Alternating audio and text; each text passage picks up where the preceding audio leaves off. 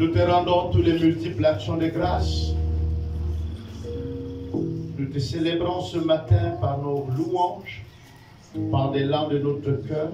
Nous prions que toi seul, le véritable Dieu, sois célébré, non seulement dans nos cœurs, mais aussi, Seigneur, par notre corps et dans notre voix. Nous voulons reconnaître tes bienfaits, ta grandeur, ta puissance et ton autorité. C'est pourquoi nous nous soumettons à ton autorité. Et prions que ton esprit seul prend le plein contrôle de ce moment et dirige à Maître souverain. Au nom de Jésus. Amen. Amen, amen. Amen. Bonjour à tous. Comment ça va? Ça va bien? Alors, c'est un constat, mais qu'au fait, l'église devait de passer. Parce que je me rends compte qu'au fait, la saison sèche était un anniversaire pour l'église. C'est-à-dire, même tu sors là, tu vas rencontrer beaucoup de fidèles. Mais ils sont aussi en vacances, pendant qu'on donne les enfants de vacances. Et ils sont aussi en vacances avec le Seigneur. Et dès que nous sommes en période scolaire, vous allez trouver qu'on est aussi beaucoup, n'est-ce pas, non? Qu'est-ce qui fait ça? Parce que ce n'est pas qu'ils ont voyagé ou changé la ville. Hein. Ils sont en vacances. Je suis à la maison, papa, je prends un petit temps. Alors, je ne sais pas, peut-être que le Seigneur viendra en saison sèche. Je ne le souhaite pas, sinon il va y avoir beaucoup de ce qui va rester. Mais ce qui détermine qu'on reste ou qu'on part, ce n'est pas les saisons. Alléluia. Ce n'est pas les saisons. Alors, ce matin, je vais parler bien d'un sujet. Si vous me donnez la possibilité, je dirais, nous parlerons de la prière. Mais nous n'allons pas beaucoup parler de la prière parce que nous allons faire la prière. Parce qu'on parle mieux de la prière en faisant la prière. Alléluia. Donc, je vais parler de la prière et nous allons faire la prière. Assurément, le verset biblique que je vais donner, beaucoup n'ont jamais compris ça comme étant un verset qui pouvait nous aider dans la prière. Donc, nous allons comme ça ensemble regarder dans le livre des psaumes. Et nous serons dans le chapitre 95. 9 et 5, le psaume.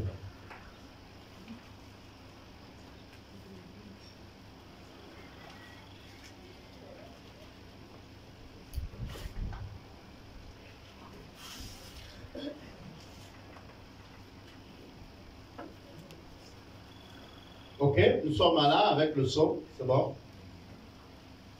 Vous êtes avec moi? Je vais le découper en 3 parce que nous allons lire les 11 premiers versets. Et donc, 95, 9 et 5. C'est ça, non? 9 et 5. Ça fait 95, n'est-ce pas, non? Ok. Je fais d'abord une lecture et ensuite nous allons revenir. Venez, chantons avec allégresse à l'Éternel. Poussons des cris de joie vers le rocher de notre salut. Allons au-devant de lui avec les louanges. Faisons retentir des cantiques à son honneur. Car l'Éternel est un grand Dieu. Il est un grand roi au-dessus de tous les dieux. Il tient dans sa main les profondeurs de la terre et les sommets des montagnes sont par lui. La mer est à lui, c'est lui qui l'a faite. La terre aussi, ses mains l'ont formée. Venez, prosternons-nous et humilions-nous. Fléchissons nos genoux devant l'Éternel, notre Créateur, car il est notre Dieu. Et nous sommes le peuple de son pâturage, le troupeau que sa main conduit. Oh, si vous pouvez écouter aujourd'hui sa voix, n'endurcissez pas votre cœur comme à Mériba. comme à la journée de Massa dans le désert, où vos pères me tenteront, m'éprouveront, quoique qu'ils vissent mes œuvres, vissant mes œuvres. Pendant 40 ans, j'ai su cette race en dégoût. Et j'ai dit, c'est un peuple dont le cœur est égaré. Ils ne connaissent pas mes voies. Aussi, je jure dans ma colère, ils n'entreront pas dans mon repos. Amen, amen. La petite histoire ici de ce livre de psaumes, l'Éternel ici par la voix donc de Salomon, parce que ça c'est Salomon et David qui l'écrivent. Eux sont des générations très éloignées de la situation que le peuple d'Israël va vivre en sortant d'Israël, de l'Égypte. Et vous savez, j'aime bien cette histoire. Et j'étais en train de parler avec un frère et on riait. Parce qu'un jour ici, je vous ai dit, attention, l'Égyptien, il connaît. Vous savez pourquoi? Quand on fait l'étude de l'Égypte, quand le peuple d'Israël va quitter donc là où ils étaient, pratiquement à Canaan, pour aller en Égypte, parce qu'il y avait une situation. La situation, c'était une crise économique. Ça, c'est si on les mots comme ça, beaucoup ne vont pas comprendre. Il y avait la faim et le manque d'argent avec les enfants d'Isaac. Donc, à l'époque, ils avaient vendu un fils qu'on appelle Joseph.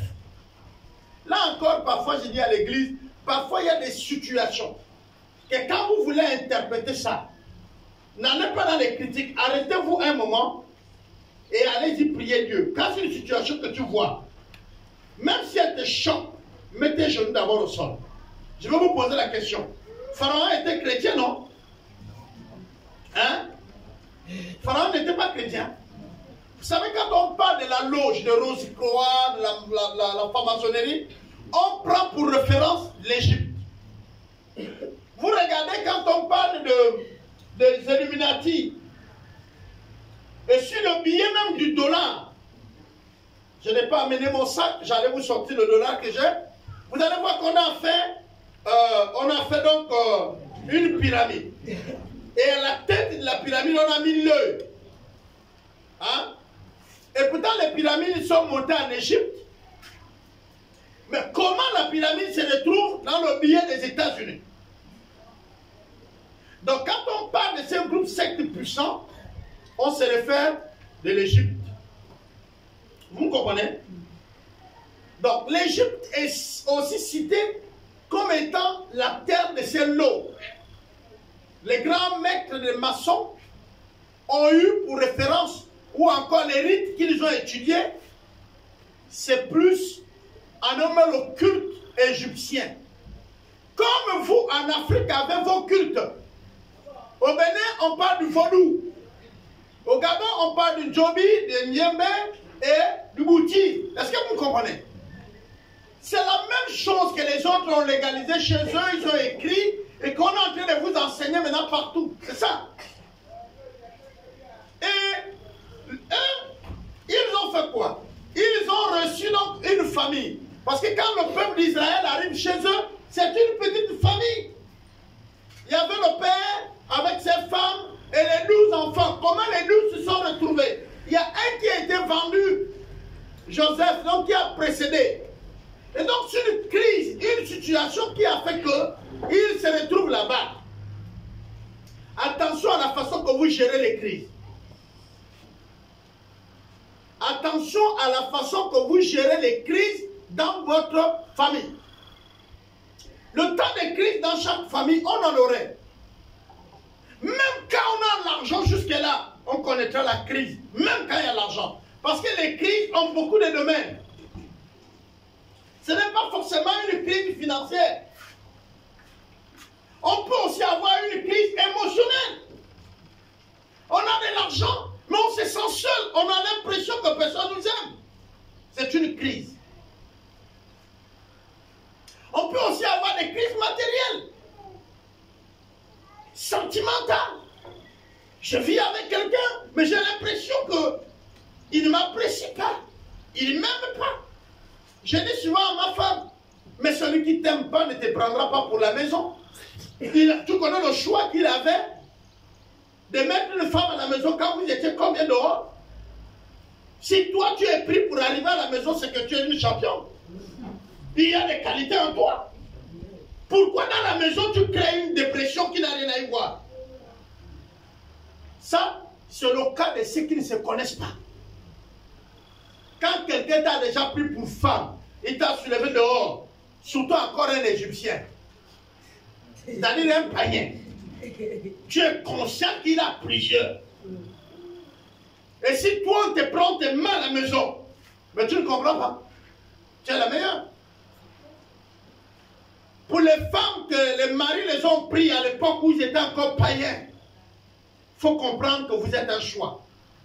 Mais pour ceux qui sont chrétiens, n'ayez pas peur aussi de le dire, que c'est un choix, c'est une sélection de choisir une femme dans les vrais et faux. Parce que nous tous qui sommes à l'église ici, ça ne dit pas vrai. On est d'accord? Donc pour choisir dans les vrais et faux, quand tu es choisi, il faut aussi comprendre, on appelle ça quoi? L'élu.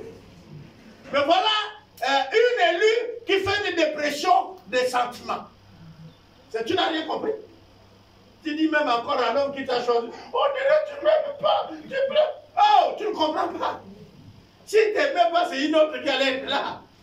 Si tu es dehors, on t'entretient bien. Vous avez déjà vu quelqu'un percer sa roue de secours? On entretient toujours la roue de secours. On la met à la main arrière. Dans le cas où tu dépends jusqu'au Michelin, si tu es la deuxième, il faut fouiller. Dieu a dit, vous serrez la tête et non la queue. Pourquoi tu veux être de roue de secours? Et la roue de secours, on ne la voit pas. Elle est toujours dans la malle arrière. Vous comprenez? Tu es une deuxième copine. Une femme. La femme est dans la maison, tu es une copine. On ne te voit pas. Tu n'es pas connu. C'est quand la femme n'est pas là que tu apparais. Pour un temps, quelques personnes te voient, après on ne te voit plus. On dirait que, tout le monde parle, on dirait qu'on dit bien. Oui, la roue, on l'a rendu derrière. Vous me comprenez là? Ça, c'est le boulot de l'Égyptien. L'Égyptien, c'est un sous-marin. C'est pourquoi quand un parent veut emmerder celui qui se pointe comme ça pour dire « Papa, je m'engage », c'est souvent cela qu'on fait de longues listes, non?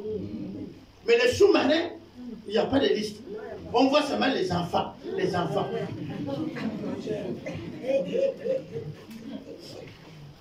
C'est bon? Continuons comme ça.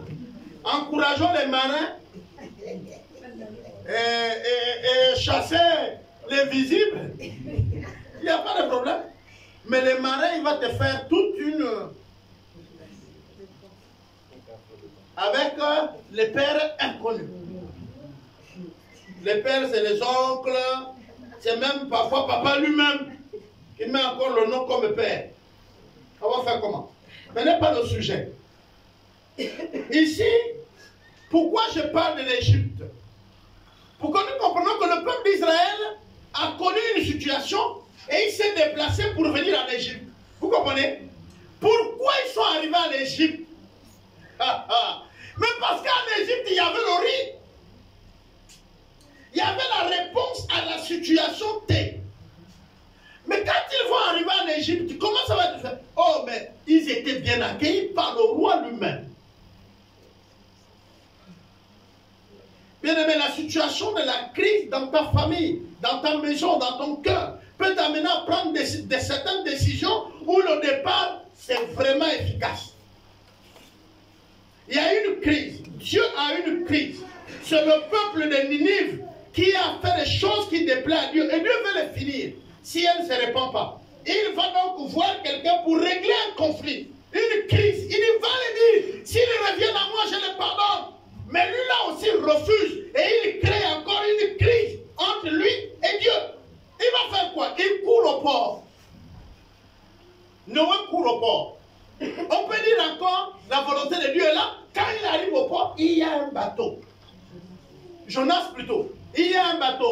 ma femme. Il y a un bateau, mais le bateau là, la situation de Jonas, c'est qu'il doit fuir loin de Dieu. Peu importe la direction du bateau. Est-ce que vous comprenez? Sauf un bateau qui va vers Ninive.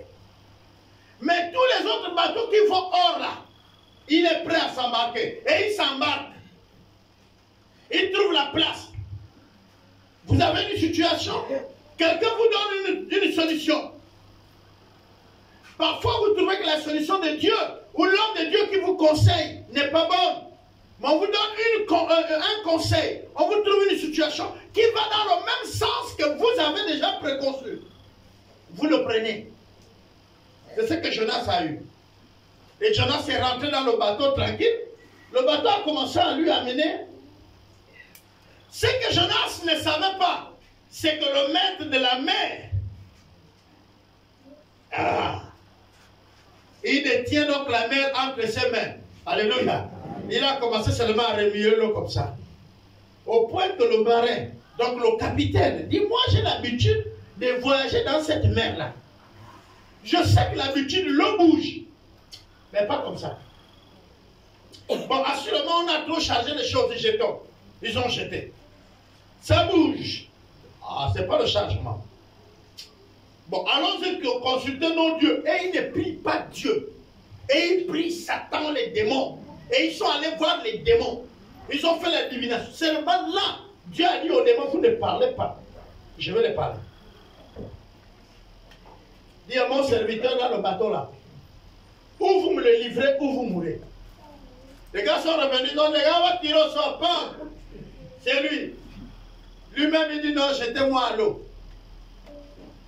Dans certaines situations, on préfère mourir, non? Vous avez déjà prié Dieu un jour pour dire Seigneur, tue-moi. Certaines situations. Et c'est ce que Jonas va avoir. Il dit jetez-moi à l'eau, et puis c'est fini pour moi. On le prend, on jette, mais celui qui finit ou qui ne finit pas dit c'est pas encore fini. Il a envoyé un autre bateau vivant. Vous comprenez? Un bateau vivant est venu à pris Jonas, a fait demi-tour avec le cap bien donné Ninive. Tu peux couvrir ton problème, tu ne le noieras pas. Amen. Il serait là. Tant que la solution n'est pas trouvée chez Dieu, aussi longtemps, ton problème serait là. Le bateau de Dieu t'attend au bord. Et il va t'amener à Ninive. Tu arriveras. Le peuple d'Israël est arrivé en Égypte. Comprenez bien. Quand ils arrivent en Égypte, c'est le roi qui se lève. Le roi vient accueillir le père de Joseph. Grand succès. Vous êtes accueillis à bras ouverts. On acclame. Vous rentrez. Votre situation, la solution. Vous êtes allé même faire peut-être un prêt avec intérêt. Vous avez réglé le problème. Vous êtes content. Le roi vous accueille avec quoi? L'acclamation. N'est-ce pas, non? Vous êtes content. Seulement pour payer maintenant, il faut qu'on vous amène à la brigade. Il y a une situation, vous avez couru, vous n'avez même pas seulement emprunté, vous avez fait des promesses. Et écoutons bien. Quand ils arrivent en Égypte, le roi est là. Pourquoi? Parce que Joseph n'était pas n'importe qui. Il était de la cour royale. Seulement, il n'est pas égyptien. Il ne faut pas que vous oubliez ça. Il n'est pas égyptien. Et il ne serait jamais égyptien. Et Joseph n'est pas né là-bas en Égypte. Il y a des gens qui ont vu venir Joseph. Joseph s'est mis avec eux. Ils savent où Joseph vient. D'abord pour eux, c'est un esclave qui était en prison. Voilà ceux qui connaissent de Joseph. Sur l'acte de naissance de Joseph, t'es esclave. Faites vos alliances avec les païens. Quelle que soit la durée, ils savent qui vous êtes. Quel que soit le temps, ils savent bien qui vous êtes. Peut-être vous ignorez encore la position qu'ils vous ont donnée. Mais vous verrez ce qui va se passer après. Vous verrez. Une femme chrétienne qui se lie à un païen. chrétien qui se lie à une païenne, ce n'est pas qu'après tu viens nous voir que je ne sais pas ce qui se passe à la maison, tu sais. Parce que tu t'es lié. Vous êtes dans les tontines avec les païens. Tu seras la seule, après que les autres ont eu tout leur argent, toi on ne te donnera pas. Ton tour sera le tour des problèmes. Si certains d'autres ne donneront pas, tu ne vas jamais recouvrir tout ton argent.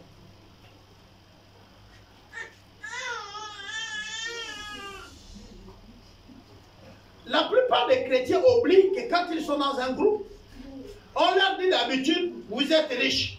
Tu es riche. On vous a jamais dit ça. On vous dit tu es riche, non? Même si toi-même parfois tu ne vois pas, on te dit tu es riche. Quand on regarde ton mode de vie, on dit tu es riche. Mais vous ne comprenez pas. Comment les autres voient votre richesse que vous ne voyez pas? C'est pourquoi ils ont des problèmes pour te donner l'argent là. Ils savent que tu as. Seulement toi tu ne vois pas. Le peuple d'Israël va faire une chose. Regardez bien ce que d'abord l'Égyptien fait, le roi. Il prend une zone de l'Égypte qui est la plus fertile. C'est-à-dire que la terre est bien arrosée. Il donne cette partie-là à la famille de qui? De Joseph. Ils vont s'installer dans cette vallée. Ils vont commencer à cultiver le riz et autres. Et ça donne bien. Quand on cite ceux qui vont pleurer au désert, il y a la lentille. C'est une espèce de graines comme ça, comme l'haricot, mais ce n'est pas l'haricot. Ensuite, il y a l'ail, il y a l'oignon. Et ils vont faire l'élevage. Donc, il y a les bœufs. C'est pourquoi ils pleuraient la viande. Et Dieu permet que c'est prospère. Dieu est formidable. Il permet que c'est prospère. Maintenant, le pharaon est une administration. C'est une continuité. Quand un pharaon meurt, un autre pharaon vient. C'est-à-dire, pharaon ne meurt pas, il se réincarne.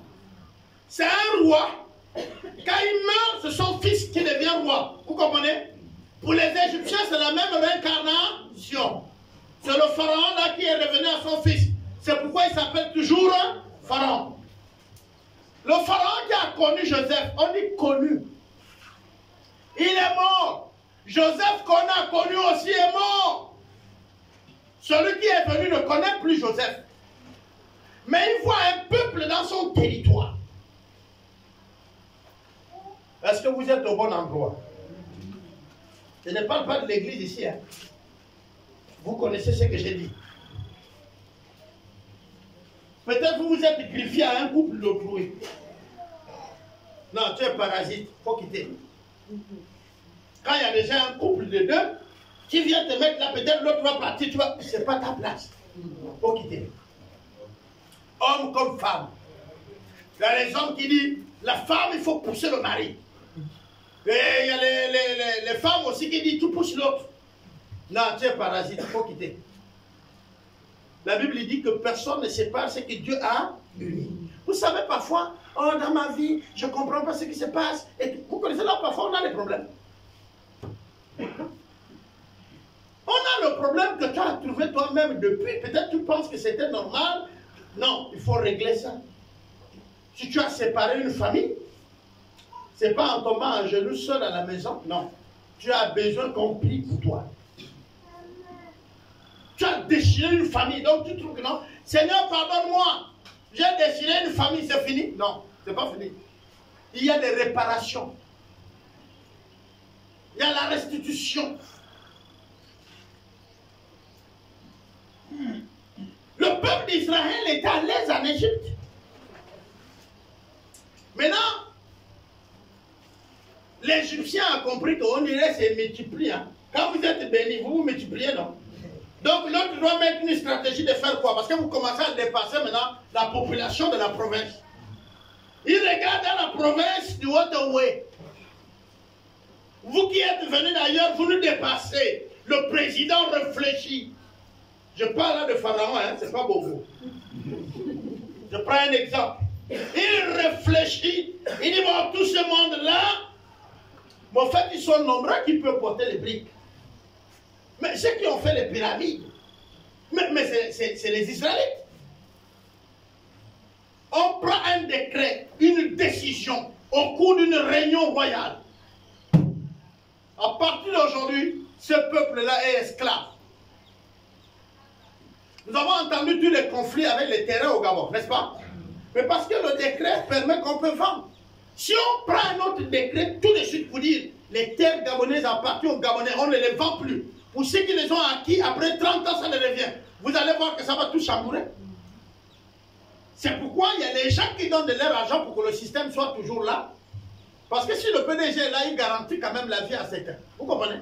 On ne sait pas qui arrive, mais on connaît celui qui est là. Vous connaissez cette règle-là, non? C'est pourquoi on a peur de lâcher, parce que l'autre qui arrive, il peut dire, je suis Gabonais de l'orteil aux cheveux.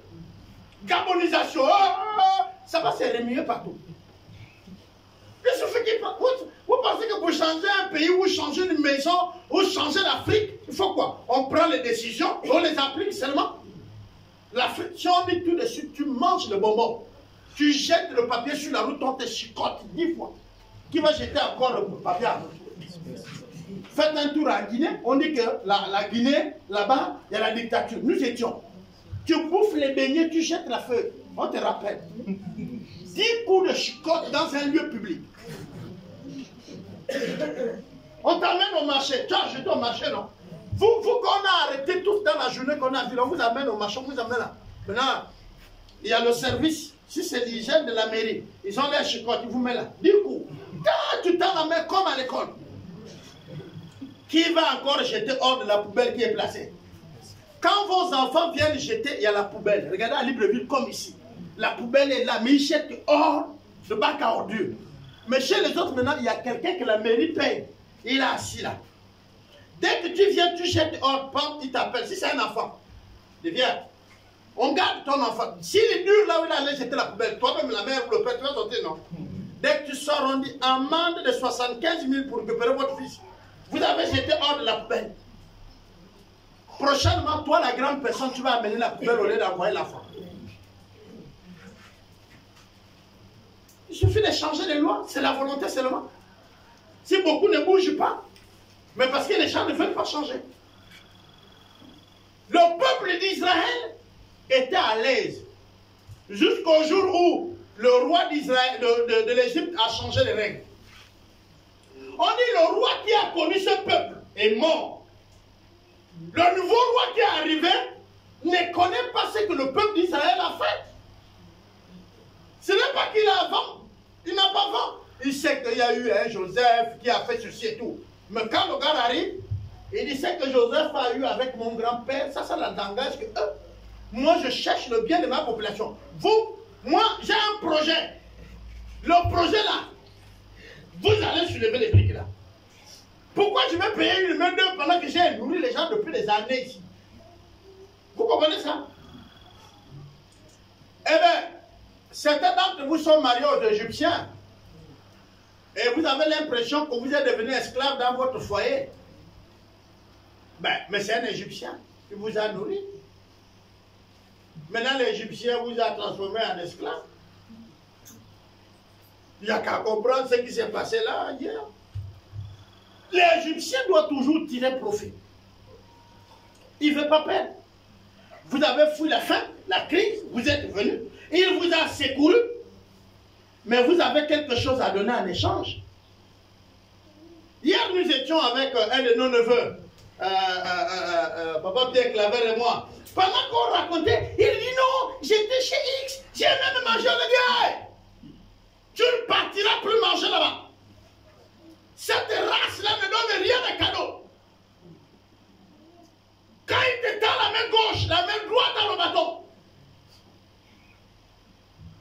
Sinon, tu vas passer, neveu. Tu vas passer. Arrête. Nous, les parents, avons célébré le bac de nos enfants là, hier. Hein? Il y a certains qui ne sont pas là parce qu'ils sont bourrés. C'est l'enfant qui a eu le bac, lui, il a bu toute la soirée. Il est bourré. Il n'est pas là. Maintenant, mais vous n'avez pas la connaissance de comment vos enfants ont eu le bac. Vous n'imaginez même pas les générosités de ces enfants-là. Certains ont fait des choses que même vous, les parents, vous ne pouvez pas faire pour qu'ils ont leur bac. L'avenir nous dira. Mais tu as fêté, tu connais qu'il a eu le bac là comment? Ok. Le psaume ici nous montre que ce peuple-là a hérité Dieu. Et Dieu, c'est maintenant Dieu qui les a achevés. Dans le désert. Pourquoi je vous prends toute cette histoire? Pour vous dire qu'en Égypte, ils étaient bien. Jusqu'à ce que le bien est devenu l'esclavage. Et quand ils arrivent en ce moment, ils demandent à Dieu d'intervenir. Seigneur, interviens. Mais regardez Dieu. Est-ce que Dieu est venu arranger leurs conditions là où ils étaient? Non, ils étaient à un coin, non? C'est l'Égypte. Ils ont dit, Seigneur, délivre-nous. Quand Dieu est venu, il les a placés les lampadaires, panneaux solaires, il les a mis les climatisations partout, hein, non? Dans leur province. Il leur a dit comment? Il faut quitter le milieu, n'est-ce pas? Il vient créer une autre situation qui est pire que celle-là. Mais c'est ça la solution. Il a dit maintenant vous allez quitter, vous allez partir à Canaan. Là où moi j'ai voulu que vous soyez. Là-bas à Canaan, il y a la vie, il y a la joie et tout. Mais Dieu trace un chemin qui est un autre chemin. Un chemin plein de difficultés. Qui vous a dit que si vous perdez une position, pour une autre, elle est meilleure. Qui vous a dit que si vous quittez le monde païen, vous devenez chrétien, tout est rose. Qui vous a dit ça? Qui vous a dit que dans la vie chrétienne, ici on nage dans l'avion, on a les piscines dans chaque maison? Qui vous a raconté ça? Vous avez trop suivi Béni TV, hein?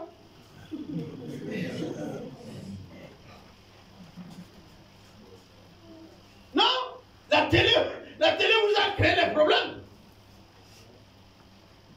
Moi, j'aime suivre les dessins animés avec ma fille. Ça fait réfléchir, hein, les dessins animés. Je vous dis formidablement. Non seulement tu ris, tu es toujours joyeux et détendu. Quand j'en ai trop, je vais suivre un documentaire. Il m'arrive quand même de revenir sur le programme de MTV, Béni TV. Je regarde si le programme est bon. Comme le très moins là. C'était un très bon programme.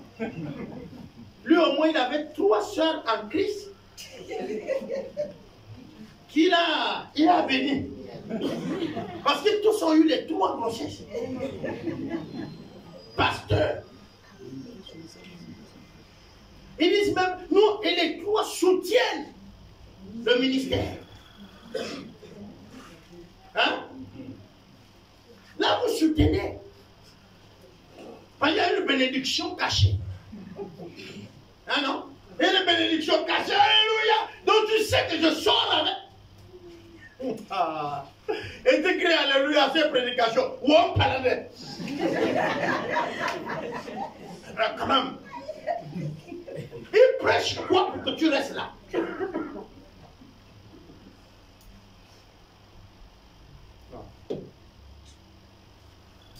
Vous imaginez, un Égyptien, même en veste, devant l'esclave, il reste Égyptien.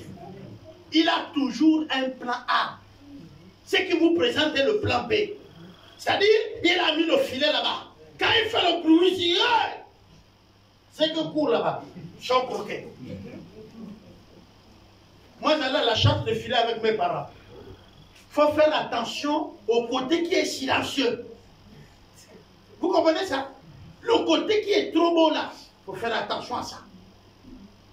Un jour, je disais, j'ai suivi Béni TV. Non, c'est elle. Lumière, télévision.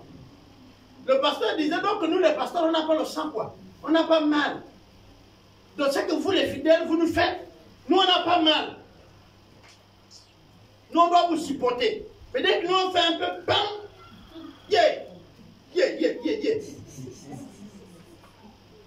j'ai rien, je dis, mais pasteur, c'est comme ça. Ton bien n'est rien. Tu as le droit de faire le bien. Et tu dois continuer à faire le bien. Et tu dois faire le bien. Et tu dois mourir de bien. Hein? Celui qui est bien, il reste bien. Le bien ne peut pas devenir mauvais. Si tu es bien, continue à faire le bien. Seulement si tu es mauvais, tu peux devenir bien. C'est la règle. Mais de bien, si tu deviens mauvais, c'est que tu étais mauvais depuis. Tu n'as jamais changé.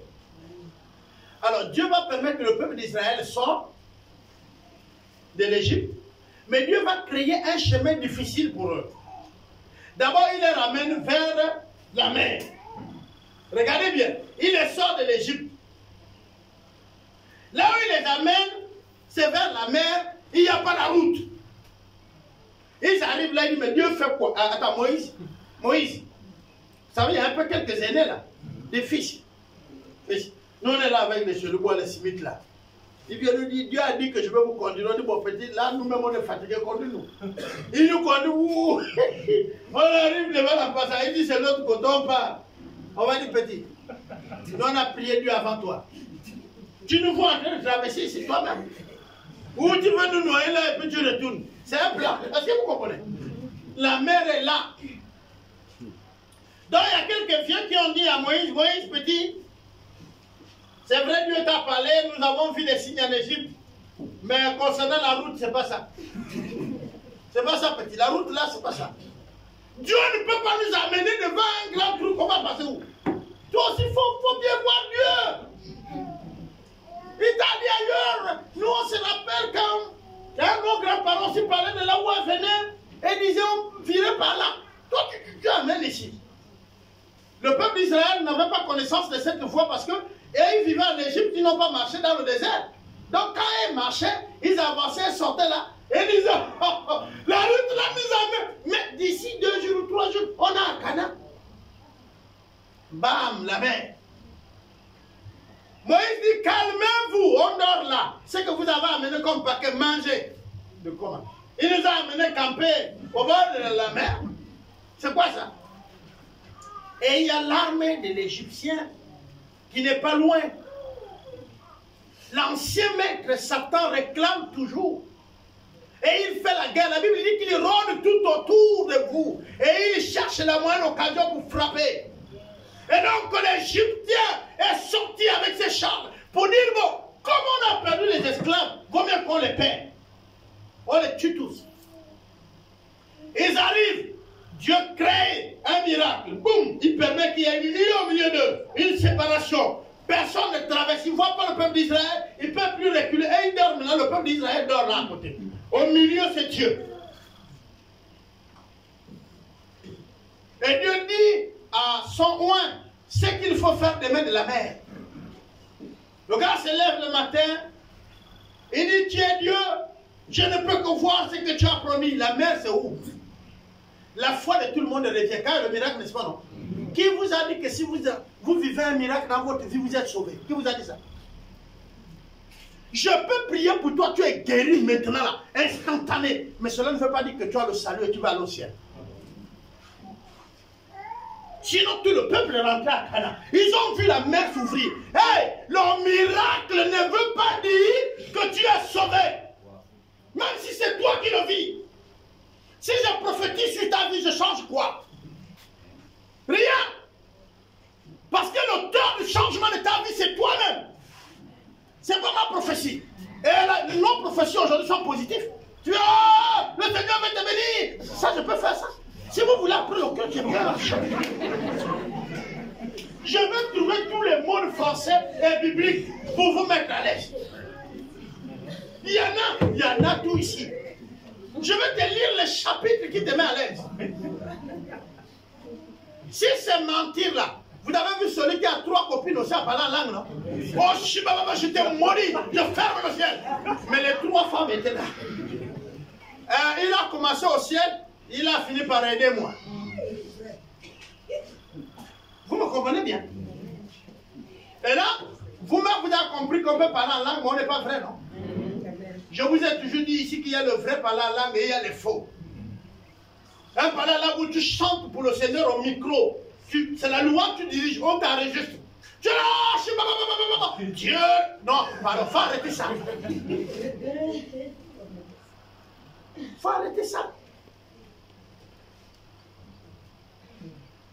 Mais quand vous écoutez, même les CD là, vous payez ça. Vous me voyez moi faire jouer un CD où tu parles la langue, je supprime ça. Le chant là, je vais supprimer ça dans mon ordinateur. Moi, les CD là, souvent, je mets à l'ordinateur, je sors les chants. Je mets les CD à côté. Maintenant, je fais quoi? J'écoute. Il y a même les chants que vous appréciez bien, il y a le nom de Marie dedans. Vous n'écoutez pas très bien.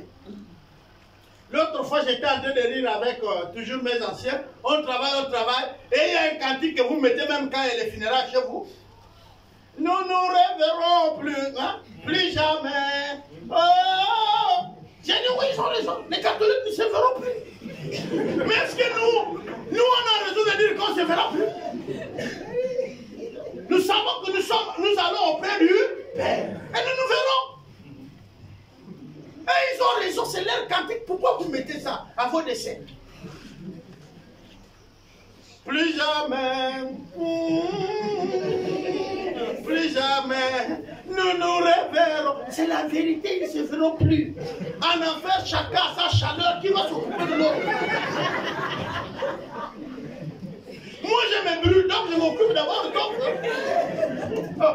Mais nous, on blague avec le feu. Les mamans en cuisinant, un jour, le feu vous a brûlé, non? Juste un petit moment, non? Vous avez mis de l'eau glacée et tout. Ça chauffait quand même quelques minutes, n'est-ce pas? Mais imaginez ça pour l'éternité. C'est pas le fait que vous faites cuire la nature. Hein? C'est un feu où dès que tu fais même le bras comme ça, il n'y a plus.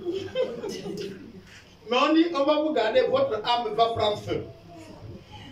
Il les amène par là, et le grand miracle, après le miracle, eux, ils vont rencontrer quoi de l'autre côté? Le désert. Tout le monde fait le miracle. Ouais, vous aurez votre miracle. Mais après le miracle, il faut vous attendre à quoi? Le désert. Les gars arrivent, ils ont la faim. Dieu fait venir le pain du ciel. Regardez, ils vivent même là déjà dans le miracle. Tous les jours, ils vont ramasser le pain. Dieu les a même dit, ne gardez pas. Vous mangez aujourd'hui, vous jetez le reste. Demain, il y aura chaque jour. Les gars disent, non, le pain, c'est trop, Seigneur. Nous, on veut maintenant la viande. Dieu dit, il n'y a pas de problème. Il a fait venir la viande. Hein, les cailles que vous payez à ces cadeaux-là. Dieu les fait venir. Donc, Dieu est là, on vous dit seulement, vous sortez à 100 mètres de la maison la nourriture. Les cailles lui-même, il vient mourir. Mais la viande, et le pain vient, la viande vient. Dieu prend soin de nous. Alléluia. Amen. Ils ont dit, nous, on a encore besoin de soif. Antonio. Il n'y a rien, pas de rivière autour d'eux. Mais le maître de l'eau fait donc sortir l'eau d'une roche. C'est-à-dire d'un caillou, comme ça. D'un caillou, un grand caillou, l'eau sort. Parce que dans nos têtes, l'eau doit sortir de la terre, n'est-ce pas? Mais Dieu crée un autre miracle. Là, l'eau ne sort pas de la terre. Ça sort du caillou. Comme une chute. Ça tombe. Vous puisez. Là encore, l'homme reste hostile. Alors Dieu a résolu que ce peuple-là ne mérite pas de rentrer en Israël. Après tous ces miracles, je vous tue. Est-ce que vous comprenez ce que je vais dire aujourd'hui? Ne poussez pas Dieu à là.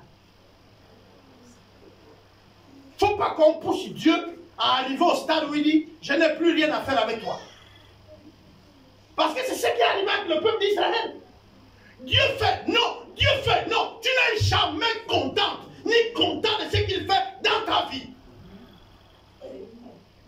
Oh, les raisons même que tu vis, tu es en train de vivre, combien sont morts avant d'atteindre ton âge? Et c'est de ton âge qui sont morts dans cette année. Combien? Tu n'es jamais satisfait. Dieu te délivre du monde de Satan pour t'amener dans son peuple, pour que tu sois un élu, tu sois son enfant, tu es né de nouveau, mais tu n'es pas toujours content. Il fait le miracle, tu travailles, les autres cherchent. Tu manges, les autres cherchent. Tu voyages tranquillement là où tu veux, les autres en pleurent. Tu es marié, les autres cherchent. Tu as les enfants, les autres cherchent. Mais tu ne manques pas quelque chose à dire, à te plaindre. Tu ne manques pas. Je ne sais pas si tu veux avoir tout ou quoi, je ne sais pas. Qu'est-ce que tu veux? À la fin, c'est Dieu qui va mettre fin à ça. Et là, quand vous lisez ce chapitre, il dit comment on doit louer Dieu. Parce qu'il est le maître de la terre. Il mérite notre reconnaissance. Il mérite. Le psaume ici dit, nous devons dire combien de fois il est grand. C'est lui qui a créé les cieux. C'est lui qui a créé la terre. C'est lui qui a créé tout ce qui existe. Amen. Si nous nous levons chaque matin, c'est lui. Mais il ne faut pas qu'on fasse au dernier chapitre. N'agissez pas comme les enfants d'Israël en sortant de l'Égypte. Qu'est-ce qu'il a fait à la fin? Il les a exterminés. Ce n'est pas Satan qui les a tués. Bien aimé, il y a des morts dans notre milieu chrétien. Ce n'est pas le diable.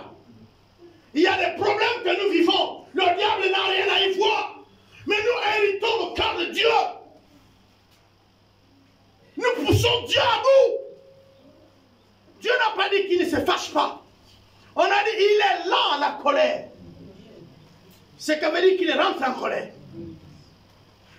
Tu as quel âge aujourd'hui? Et tu ne te plains jamais. Tu te plains seulement. Tous les jours tu te plains. Tu te plains. Tous les jours tu te plains. Tu te plains. Et aujourd'hui je vais te dire, nous voulons prier. Nous voulons que chacun dise quelque chose à Dieu. Nous nous plaignons de quoi? Et la question de Dieu. Nous nous plaignons de quoi? La Bible dit que chaque jour suffit sa peine. Nous nous plaignons de quoi? Bien aimé, moi je peux me réjouir. Je peux me réjouir de l'équipe pastorale que Dieu m'a donnée. Les pasteurs qui sont avec moi ne se plaignent pas. Je connais ce que nous on vit. Ils ne se plaignent pas. Ils prennent ça comme Dieu permet. Mais par contre, c'est le peuple qui se plaint. Vous vous plaignez. Certains s'y sont mis à murmure. Et le Seigneur l'a écouté. Et même moi, j'ai été interpellé. Ton peuple murmure. Ton peuple se plaint. Ce peuple-là, il m'honore des lèvres. Leur cœur est loin de moi. Ça murmure. Et ce matin, je viens vous dire, n'allez pas au point rouge. Je ne suis pas responsable de votre mort pour certains. C'est vous-même, vous-même. Vous-même, vous sortez de ce qu'on appelle la zone de confort pour aller provoquer Dieu. Dieu dit que je vous ai donné et je continuerai à vous donner si vous demandez. Mais pourquoi vous vous plaignez? Pourquoi vous vous plaignez?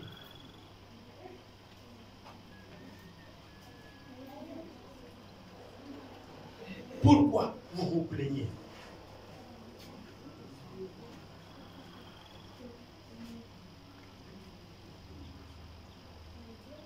Quand nous lisons le psaume ici, il nous présente que c'est lui qui est l'auteur de tout. Frère, tu peux planter l'oseille, même si tu n'arroses pas. Si Dieu veut que ton oseille la pousse, il permettra que l'eau l'arrose sur le sol. Si tu crois à ça, ton champ sera arrosé comme ça. Il vous sera fait selon votre croyance et selon vos paroles. Vous êtes le résultat de ce que vous-même vous voulez. J'ai enseigné les gens ici sur la bénédiction de donner, de recevoir. Il y a la joie à donner, mais aussi, il faut que vous sachiez que dans le donner, Dieu dit que non seulement tu ne manqueras de rien, mais qu'il verra ce que ta descendance ne manque de rien. Je vous ai enseigné ça ici. Si tu ne donnes pas, ou que tu vois tes économies descendre, mon frère, ma soeur, je ne suis pas responsable, je t'ai enseigné ça. On va prendre un cas simple, la paix du cœur. Si elle déconne, si elle fait un problème, je ne suis pas responsable. On vous a enseigné sur ça. Écoutez, Dieu nous tiendra responsable si nous n'avons pas enseigné. Ou si nous avons enseigné avec des intérêts autres que la vérité. Si nous ne vous avons pas prévenu, d'accord. Mais moi, j'ai un arrangement avec Dieu. C'est de ne pas être responsable de la mort de quelqu'un. Quand je lis ce psaume, je le découpe en deux, en trois plutôt. La première partie dit, c'est le chant à l'Éternel. C'est le verset 1 à 5. Le verset 6 à 7,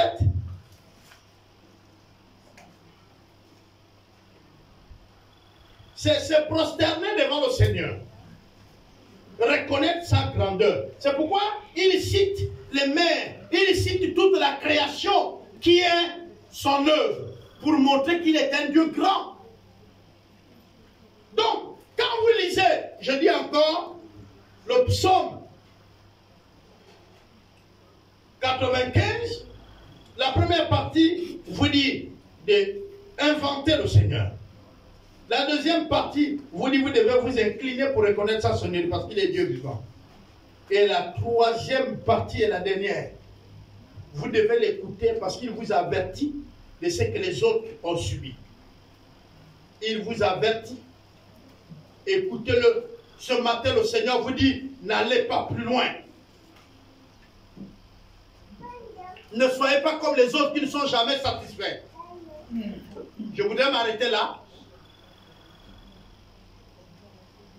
Et nous allons prier. On n'a pas besoin de crier. Mais je voudrais que chacun d'entre nous rentre en lui-même un moment. Et qu'il règle certaines situations avec Dieu. Je disais à un frère et à une soeur, et je l'ai dit à l'assemblée ici, que certaines choses, moi en tant qu'homme de Dieu, je peux te conseiller. Tu me demandes le conseil, je te dis, papa, fais comme ça, fais comme ça, fais comme ça. Dieu va approuver ça si je suis vrai. C'est-à-dire que Dieu va travailler pour que ça soit ça. Je vais vous expliquer. Toi, tu peux avoir raison dans ce que tu veux faire. Mais puisque Dieu veut honorer son serviteur, puisqu'il est vrai, il va permettre que c'est ça. Aussi longtemps que tu ne le feras pas, Dieu va permettre que toutes les voies soient fermées. Pourquoi? Parce qu'il veut seulement honorer son serviteur. C'est Dieu qui a mis les serviteurs. Les serviteurs ne remplacent pas Dieu. Mais les serviteurs font ce que Dieu aurait dû faire. Dieu serait venu ce matin pour vous parler. On est d'accord? Mais il a envoyé son serviteur. Le serviteur n'est pas à votre image, à votre goût, à votre désir. Il est au goût, au désir, au vœu de Dieu. Il peut être quelqu'un que vous n'aimez pas, que vous ne souhaitez pas, que vous ne voulez pas. Mais il est aimé, souhaité, voulu par Dieu. Il peut être une personne que vous ne voulez même pas sentir. Et même quand il te parle, même son français, sa façon d'être, ne t'inspire rien. Mais ça inspire à celui qui lui a appelé. Il n'est pas ton serviteur. Nous tous, on connaît que chaque société habille son serviteur. On est d'accord, non? Choisit son serviteur. Donc nous, on a habillé de manière que Dieu veut qu'on s'habille. La tenue que nous avons, chaque lycée a une tenue, non? Pour les jeunes. Et c'est le prof ou encore le, comment on l'appelle, le principal qui en a décidé. On est d'accord? Et donc la façon que nous sommes, notre bouille qui ne vous plaît pas là, c'est Dieu qui l'a choisi pour nous. Amen. La façon de se tenir, c'est Dieu. Notre grosseur, c'est Dieu. Amen. Non, ça ne doit pas vous plaire, c'est vrai. Mais on ne doit pas vous plaire. Est-ce que c'est à vous que nous on sait? C'est pourquoi on peut vous dire les choses qui vous font mal, qui vont vous amener à nous haïr. Mais nous, il y a à faire ça qu'à ne pas faire. Hein. Parce que celui qui nous envoie là, il est plus gros que vous. Et il est plus grand que vous, il est plus méchant que vous. Est-ce que nous, on vous obéit ou on lui obéit? Si je fais les choses qui vous font plaisir, ça veut dire que je n'ai pas connu celui qui m'a envoyé. Je ne vais pas vous dire les bonnes paroles pour vous flatter. Ce matin, je vous dis, vous êtes au bord de provoquer la colère de Dieu. Donc si tu es dans le groupe de ceux qui murmurent, qui parlent, même mal des serviteurs de Dieu, ou des autres servants, je parle de nous tous ici, change. Parce que Dieu lui-même, il est venu mourir à la croix. Les sacrifices qu'il a fait de quitter le ciel, accepter les injures pour délivrer lui là, et dire que c'est lui qui va s'occuper de vous. Il faut faire très attention. Faites très attention. Le serviteur de Dieu peut ne rien ressembler, mais il est le serviteur de Dieu. Tout n'est pas dans la forme, mais tout est en lui. Je ne sais pas si vous comprenez. Tout n'est pas dans la forme, mais tout peut être en lui. Un serviteur de Dieu peut parler mal le français. Il peut se tenir comment? Tu le connais. Vous savez, là où le bas blesse avec Jésus, c'est qu'il était dans le peuple. Le peuple le connaissait, pouvait le toucher. Donc on le sous-estimait vite. Et c'est ce que vous faites souvent avec moi ici, ou avec les pasteurs qui sont avec moi. Le fait que nous avons contact avec vous. Non, vous, parfois vous n'avez même plus peur des hommes de Dieu. Non, Papa Albert là. Papa Albert n'est pas ton ami. Mais Papa Serge n'est pas ton ami. J'ai entendu un débat à la télé. Est-ce que les pères spirituels ont raison d'être? Je vais vous dire, si vous voulez enlever les pères spirituels, enlever les mères, trouvez d'autres. Mais tu trouveras forcément quelqu'un. Si Dieu qui est intelligent, oh, j'ai regardé Moïse. Je vous assure, il fut un moment où mes larmes ont coulé quand je suis en train de lire l'histoire du gars. Mais quand Dieu dit, bon, je vais finir avec le peuple, il dit, non, ne les tue pas. Finis avec moi. Finis avec moi et non ce peuple. Sinon, on dira. Et vous savez, il y a des choses où je dis à ma femme, mais on peut faire nos sacs. Nous avons de la famille un peu partout. Maintenant, on peut aller vivre à Lomé, on peut aller vivre au Togo, on peut aller au Congo, on va vivre, on va continuer la mission. On adhère une église là-bas. Parfois, c'est même Alice qui me dit, mais tu ne peux plus. Tu ne peux plus. Albert, tu ne peux plus. On allait d'un point avec un peuple. On doit continuer avec ce peuple. Tu ne peux plus. Vous pensez qu'il n'arrive pas que moi aussi je pleure? Ah ben si, je pleure. Il m'arrive de m'arrêter et pleurer. Il m'arrive de poser des genoux au sol quand je sais que les collaborateurs les plus proches, les pasteurs n'ont même pas de quoi payer le médicament de leur enfant quand il est malade parce qu'il n'y a rien dans la caisse et que je suis incapable de leur donner. Quand je sais que certains d'entre vous ont les projets même de mariage et tout, et que je savais que je tenais de l'argent, maintenant là je n'ai rien. Je regarde le projet de l'enfant, je regarde le projet de la soeur, mon cœur saigne. Mais vous ne connaissez pas ce que nous avons vu dans les maisons. J'ai même un jour posé la question à ma femme, seule comme ça. J'ai dit, est-ce que tu penses que ce peuple prie pour moi? Elle m'a répondu, Dieu seul connaît. Il y a des moments où nous on ressent une solitude. Eh bien, le ministère de serviteur de Dieu, c'est la solitude. Si vous ne le savez pas, il y a un moment où nous on sent que vous tous, vous n'êtes pas avec nous. On est seul devant les situations. On a le poids de l'église. Quel que soit le nombre de pasteurs, ça fléchit, ça pleure.